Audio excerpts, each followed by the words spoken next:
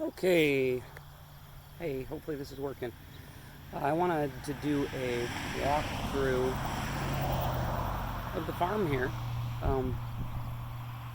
because we're starting to see some real season changes here and changeovers of crop, and because this is the last week of September shares. Yeah, there's a week left of September, but just because of the schedule, it works out well that it hits up right with the season change.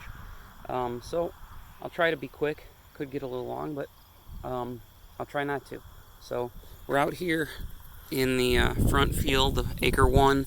This is where all the non-vining crops for the most part were this year. We only plant on the 2 acres, leave the rest for the animals and cover crop. And then we've got a tunnel or 2, and I'll try to get in everything here. But this front area here, up to this line here that we'll get to, has been a rotation of greens and beans and root crops for the summer. Some of the kohlrabi, basil's over there as well. But I wanted to show you. So we've got not freshly planted. It's right before actually the rain last week. We got in some radishes, some sweet turnips, and some arugula for harvest in October. Over here we've got almost ready to harvest radishes, some beets and carrots again, because we're constantly trying to find new ways to get those to grow properly and weed them out. This is what looks like now going to be our last crop of beans. We do have another row that we planted over there, but because of all the dryness, it just didn't really get a foothold. But we'll see. If we don't get a frost, we'll get one. Here's another small bed of radishes that we put in. That'll be in the next, well, not next couple weeks, but shortly thereafter. Here's where all of our lettuces are coming from now. These were transplanted back in August from seedlings. We've actually had some deer come into this field. They've been jumping the fence from the road at night, which is really weird. They usually come from the back. But we've had some damage where they go through and they eat the centers out. Look at that. They eat everything down in the center. So we've had to put fabric over it for the last couple nights. And you can even see some footprints there. Shouldn't have done that. Last bean crop here. We've got some kale that really took some damage here from the flea beetles earlier in the year. So we've really just been taking leaves off and trying to keep it weeded. The crabgrass is coming through now, but we'll get to that in the next week here. This here is going to be baby kale, hopefully come up soon, and then our last plantings outdoors at least for the year. It's what I just did today, which made me think I should go over all this. I've got some sweet turnips, some radishes, some arugula, and red Russian kale that we put in today, and hopefully this stuff will get a good start here. That's that bed there, and then that bed there. Hopefully it'll get a good start here and be able to harvest in October. You know, everything depends on the weather, how fast we get a freeze, how cold it gets, but all of these are fairly cold tolerant. Over here, we've got some cabbage that's kind of been hit hard with the flea beetles again, but it's starting to recover now that they're gone and it's cooling off. Some great looking chard that we'll be getting in shares. Same as that kale over there. We will be harvesting that. And the basil's been coming from there as well. Now this part of the field is pretty much all tomatoes and peppers. You can see we've still got tomatoes. These are the cherries. We've gone through and picked most of them today. And then peppers on the outside. There's still fruit on here, and they're really not showing any desire to stop growing. That's due mostly to the dryness throughout August and July. They didn't really get much disease transmission. There's not a lot of blight on them, and I'm not seeing a lot of leaf spot either. The problem is it's just not warm enough anymore. So we've got tomatoes that are ripening, but they're not getting fully there, and if we don't get heat, especially at night, they just don't ripen. So they're slower right now. And the forecast over the next week doesn't look great, not encouraging for that. We've also got peppers. That's what all those are some really nice Hungarian hot wax peppers. We're just letting color up. But there's a good amount of tomatoes out here still. We're just, the key here is getting them to color up, and it's the temperatures this time of the year and the amount of light. It just doesn't want to happen. We got tomatillos here as well.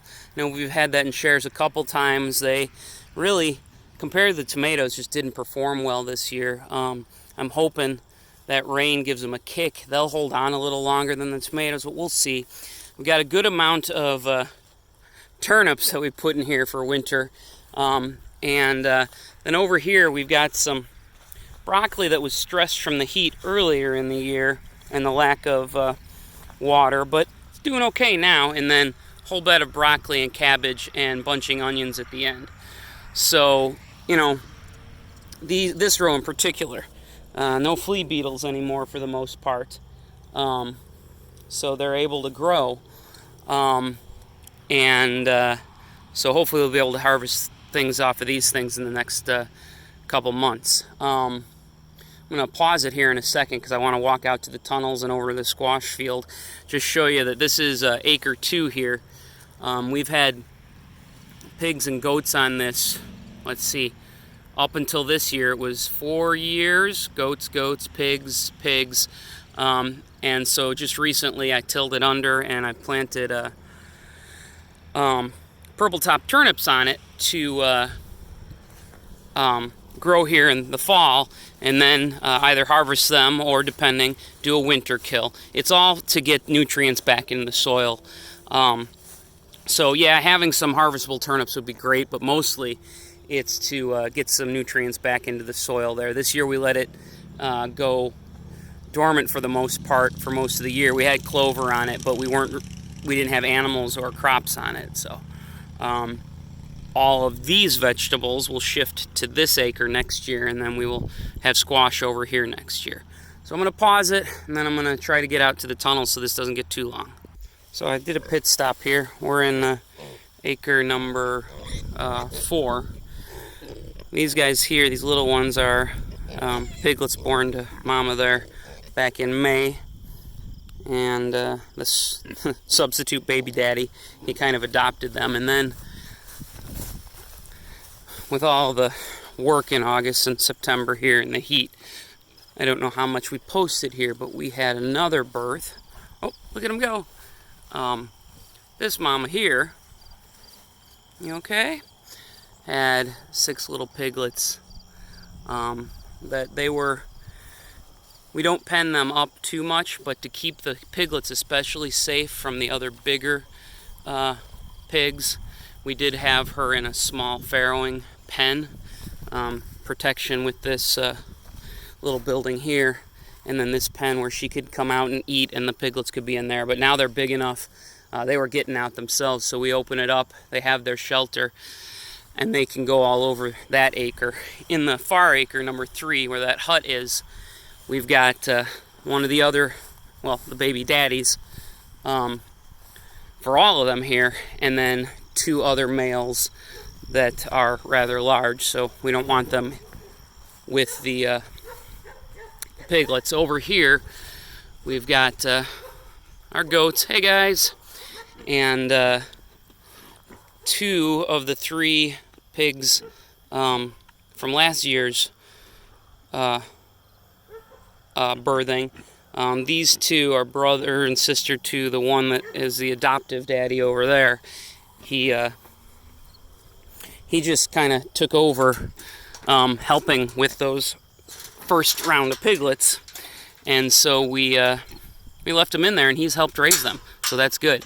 I'm going to pause it again then and we'll get out to that tunnel because there's some fun stuff in there. Alright, so this is the tunnel that we were looking at from up front when we were looking at the pigs and goats. We just yesterday finished transplanting into this tunnel, at least the first round of transplanting. This is going to be where we're harvesting from as we get into November and December, and hopefully even January. We've got all sorts of lettuces and the Salanova mixed greens in here, kohlrabi and bunching onions, broccoli, cauliflower. We do have some Brussels sprouts in here for some late Brussels sprouts, the ones we had out in the field. You know, those flea beetles. I keep talking about flea beetles, but it has been such a devastation this year on all the mustard greens. You know, we got a few of those heads of Napa cabbage out, but even they looked really lacy, so we couldn't do any more mustard greens because of how they were just going through them. But they're done. Those flea beetles are out of the picture for the year. Their life cycles are done for the year. So, and inside the tunnel, we shouldn't have that problem. So hopefully we'll get some Brussels sprouts, if not over the winter, in the spring, because this will keep things warm enough and the Brussels sprouts won't get burnt through the winter. But anyway, hundreds and hundreds of plants in this tunnel protected. This here will be, like I said, the first half of winter, November, December into January. The other tunnel, and I'll let me pop out the side here and show you where that is in comparison. The other tunnel is over there, back by acre number 2. So, and 1, 2, 3, 4. This is acre 5. In the back here is our where we want to put up more tunnels, and eventually, and then a native pollinator area. So that tunnel there has tomatoes in it. I've got it locked down, everything rolled up tight because it hasn't been warm, or at least warm enough. So we're trying to keep the heat in to keep tomatoes ripening a little faster inside there. Again, that's another reason why we will have tomatoes for a bit here. You know, that depends on a frost and how cold. I know 40 degrees here over the next bit, so that's not going to be fun. But that tunnel over there will be our early spring, late winter crops. We will, sometime in October, start planting things in there to give them a good start. Not everything, because we'll plant more in February. And those things will get covered for the winter with hoops and floating row covers to protect them from the cold a little more. But that'll be where our early spring and late winter crops, and maybe into late spring, because this year they held on pretty well. And then I guess I'll pause it and we'll go up to the last acre here, the one so the final acre of the ones we rotate around, and we'll talk more there. Alright, so this is, let's see, I can never remember the numbers, 1, 2, 3, 4, 5, this is acre number 6 in front of us here. It's the end of the rotation. This here has squash, winter and summer, cucumbers. We did try out a few melon plants this year. Nobody got it in shares because, as usual, they just don't like our soil. We maybe had one melon off of that, but I'm looking over here. You can see the sun. It's pretty cool looking right now. It's something I was wanted to mention, is that these forest fires out west have been affecting the light around here. I don't know if you guys have noticed it, but we've been very hazy over the last couple weeks when the sun's out, and that definitely affects how things grow. So I haven't seen too much of an issue because it hasn't been all summer long, but it does affect ripening and just the light that these plants get. You can see here we do have some. We put in one row of carving pumpkins for us and the kids. The next few rows, there's pie pumpkins out there. We've also got spaghetti squash, acorn squash, butternut squash out there, and delicata squash. I think most of you have had delicata squash before because we plant it every year. If you haven't, it's a real, almost like a sweet potato taste. It's another winter squash, but it's small, almost single serving size, depending on your family. It's our favorite here. The other thing is, you can see the post there. That's for cucumbers, and they're end of season for cucumbers here. But we also have sorrel that's growing in between those rows there, and that'll go with some of the greens because that's a good hardy. Will grow into the cooler weather. We'll mix that in with our salad mixes too. So yeah, that's a walk through the field. I'm gonna put some info in about the next few months here. with shares, because with the season change every year we take a couple weeks off. There's always it's the opposite of an overlap, where it seems like tomatoes and summer crops are done, but winter crops haven't really turned on yet.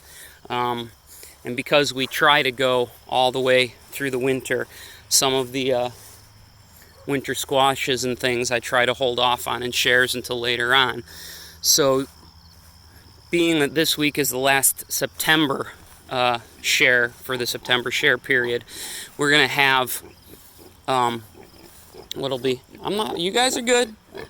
We'll have 2 weeks of, after that, 2 weeks of our October period, so it'll be the 23rd of September and then the 1st of October shares. That'll be the first 2 weeks for our October period, and then we're going to take 2 weeks off, and we will restart there for the last 2 weeks of October. This here, we actually had our bags out, planting some bags earlier this week, but this here is where we're putting garlic in this year. So I've just been prepping the soil. We got our Meat Birds tractor from earlier in the year, and they'll be going back out in that. So yeah, October is going to have a 2-week break in the middle, and then the other thing is November, we've got Thanksgiving. So there's no delivery on Thursday of Thanksgiving, obviously. We do that on the Tuesday of that week, and we'll let everybody know in email. Then the final thing is that after November, the holiday period, so what's basically December and January, that is one period of its own for shares. It's not any different than years past in that we're going to have, over those 2 months, approximately 4 weeks of deliveries. So if you get every week, it'll be 4 deliveries. If you get every other week, it'll be 2 deliveries. And we'll let everybody know. Right now, it's looking like it'll be the first 2 weeks of December because of how the Thanksgiving holiday falls and how the winter holidays fall. And then in January, we'll work out what weeks we'll do deliveries on and what will be in shares based on the weather there. Then hopefully, and we haven't had a problem with it, I think, yet, we'll start back up 4-week periods straight through starting in February there. And that affects billing as well. So the next bills that go out at the end of September are for the holiday period. There will be no invoicing at the end of October because the holiday period covers those 2 months, and so the next invoicing after September will be at the end of November, and that will be invoicing for February shares. Well, I'll write this all out too. I know this has gotten long-winded. Just wanted to go over everything and show everybody the color and what's going on the farm. So I will see everybody or not when I do shares, and I hope you're having a good almost fall.